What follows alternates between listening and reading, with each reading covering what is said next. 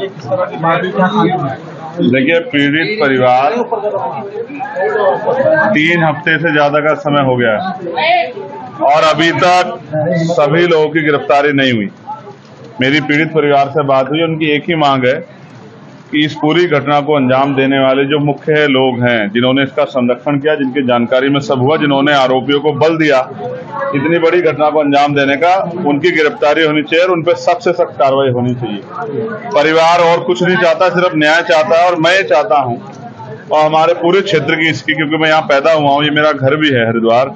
हमारी ये मांग है कि किसी भी कीमत पे बहन बेटियों के साथ जुर्म ज्यादती बर्दाश्त नहीं की जाएगी और ऐसा अपराध करने वाले, उनको सह देने वाले हर व्यक्ति पे, चाहे वो सत्ता का व्यक्ति हो, चाहे वो विपक्ष का हो, कोई भी हो, कितने बड़े ताकतवर हो, उसको बचाने का प्रयास शासन और प्रशासन ना करे। मैं समझता हूं जिस तरह की चीजें मुझे बताई गई है, मैं किसी निर्दोष को सजा के पक्ष में नहीं हूं, लेकिन दोषियों को बचाने के लिए अगर नेता, सत्ता में बैठे नेता अगर अपना योगदान देंगे तो उनको ये नहीं भूलना चाहिए कि परिवार उनके भी हैं, बच्चियां उनके घरों में भी है। जिसका जाता है उसे तकलीफ होती है। ये बहुत घटना जो है ये डरावनी घटना है और उत्तराखंड पुलिस के इकबाल पे बहुत बड़ा सवाल है।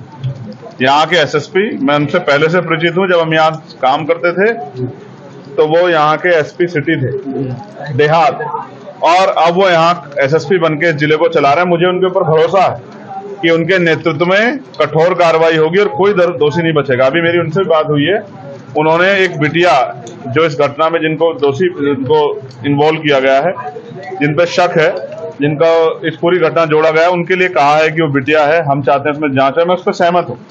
मैं नहीं चाहता किसी बच्चे के साथ कोई इस तरह का वो घटना हो, उसकी पूर्ण जांच हो जाए। लेकिन मुख्यमंत्री जी का 2 दिन पहले का बयान है, SC/ST एक्ट में जितने भी मुकदमे हैं और जितने भी उसमें आरोपी, पहले तत्कालिक उनकी गिरफ्तारी होनी चाहिए। जिस तरह से वो ताकतवर लोग बाहर रह के इस परिवार को डराने काम कर रहे हैं और बच्चियों में और पूरे दलित समाज में क्षेत्र के डर का माहौल है, जिस तरह से वो जो है इनको प्रलोभन और न्याय को प्रभावित करने का काम कर रहे हैं, ये सब अगर उत्तराखंड पुलिस की नाक के नीचे हो रहा है तो ये बड़ा सवाल खड़ा कर रहा है। कहीं ना कहीं संरक्षण सत्ता का अपराधियों को है।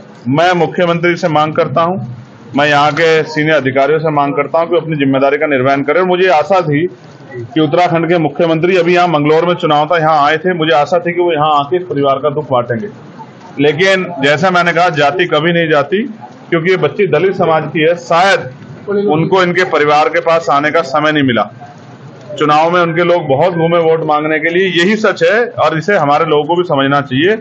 जब तक वो अपने दलों से जुड़ के अपनी ताकत नहीं बनाएंगे, तब तक ये जुल्म उन पे होते रहेंगे। मैं विश्वास दिलाता हूं कि इस घटना को हम प्रथम और आखिरी घटना समझ के इस पर मजबूत लड़ाई लड़ेंगे और आने वाले 3-4 दिन के बाद ही अगर कार्रवाई नहीं हुई तो एक बहुत बड़ा आंदोलन जिलाधिकारी कार्यालय पर होगा। उसके लिए हम लोग अपनी भूमिका अपनी लीडरशिप से बात करके बना दें। हम ये चाहते हैं, हम किसी भी तरह का कोई आंदोलन नहीं करेंगे अगर पुलिस अपनी कार्रवाई को जिम्मेदारी से करेगी, आरोपियों को बचाने काम नहीं करेगी। मैं यहाँ पिछले आधे घंटे से बैठा हूँ और अधिकारी यहाँ नहीं आ पा रहे हैं। इसका मतलब कहीं ना कहीं उनको पता है कि जब सवाल जवाब पूछे जाएंगे तो वो जवाब नहीं दे पाएंगे। जिन अधिकारी की जिम्मेदारी, वो यहाँ से गायब क्यों है?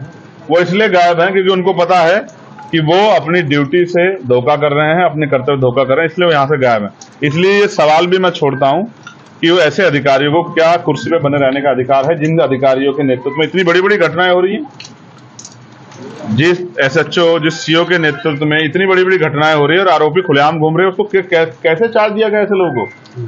तो ये बात इस बात को स्पष्ट करती है कि कहीं ना कोई दबाव है। इस दबाव के कारण किसी बेटी को न्याय न मिले, ऐसा देवभूमि में नहीं होना चाहिए, ऐसा मेरा विश्वास।